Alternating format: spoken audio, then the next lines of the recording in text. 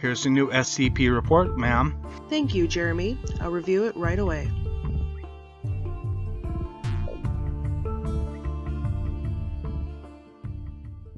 Welcome to SCP Reports. I'm SuicideRoseHellsing, and today's SCP is SCP-1055, Bugsy. If you have an SCP you'd like me to read and draw, please let me know in the comments or email me at officialscpreports@gmail.com. SCP-1055 is formerly Michael Schroder of Douglas, Wyoming. He is a Caucasian male, 6 foot 4 inches tall and 280 pounds, 29 years of age, and suffers from autistic spectrum disorder and Down syndrome.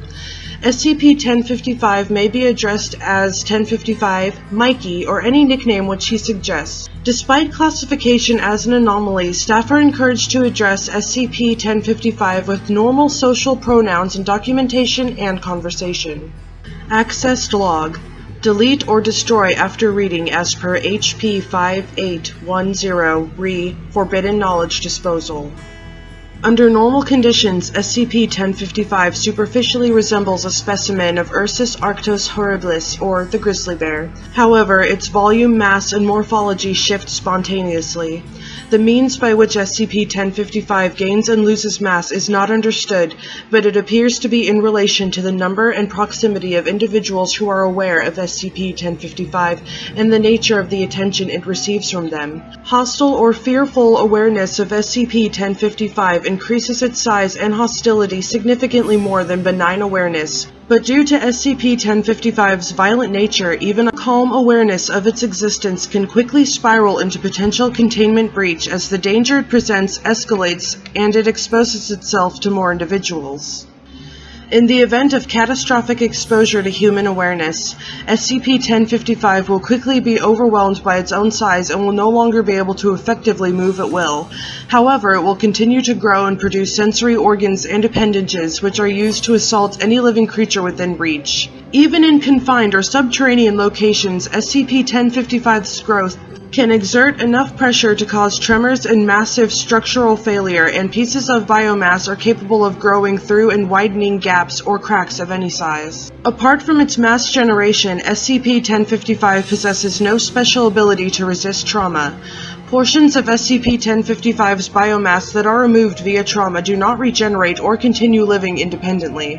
However, about 75% of any hostile action taken against SCP-1055 to date has failed to destroy more of the organism than the very act itself generated, even in circumstances where the trauma was applied remotely via bombing or automated defenses. No upper limit to the size or lethality of SCP-1055's biomass has been established during containment breaches and exposure to civilians and unscreened personnel. The only event which has ever been shown to effectively reduce SCP-1055 in size is the death of at least 80% of the individuals aware of its existence. Amnesiacs of any class are not sufficient to eliminate awareness.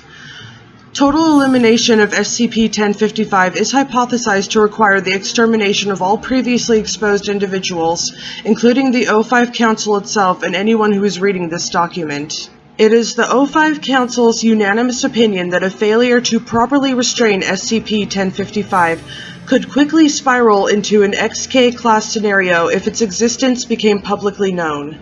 Containment procedures adapted from captured GOI intelligence. The GOI was unsuccessfully researching attempts to destroy SCP-1055, which led to its escape and subsequent accessed log.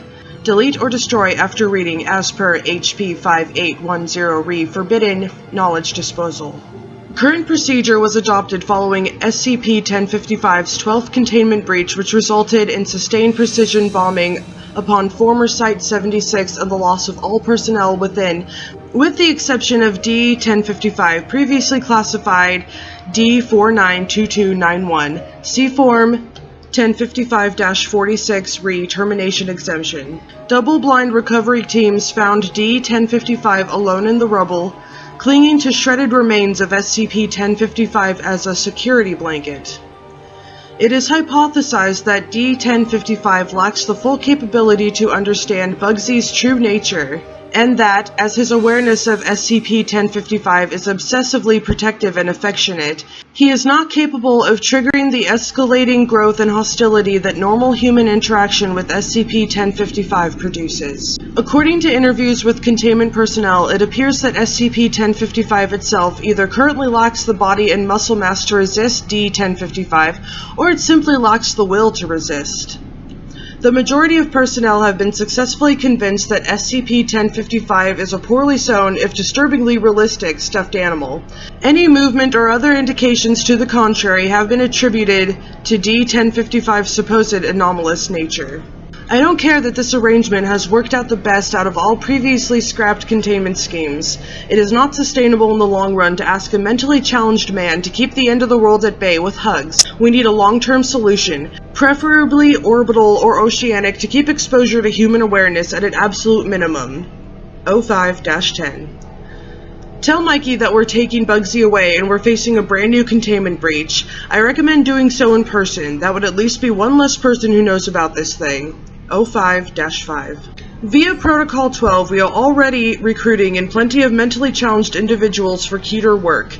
We're grooming future candidates to inherit D-1055's duties and to act as backup if the worst happens.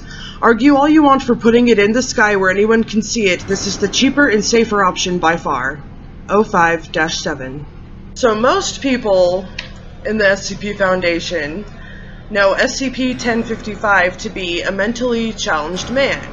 But that is really a cover-up, because the real SCP is the bear that Mikey, who is the mentally challenged man, is constantly holding.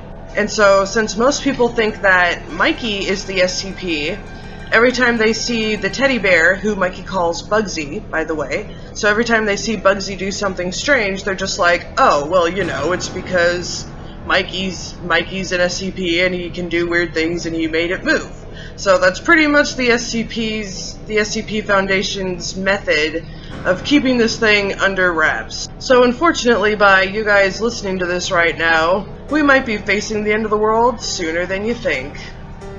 Thank you for watching. I'm SuicideRoseHellsing. If you enjoyed this video, please like, comment, subscribe, and I hope you'll watch the next episode.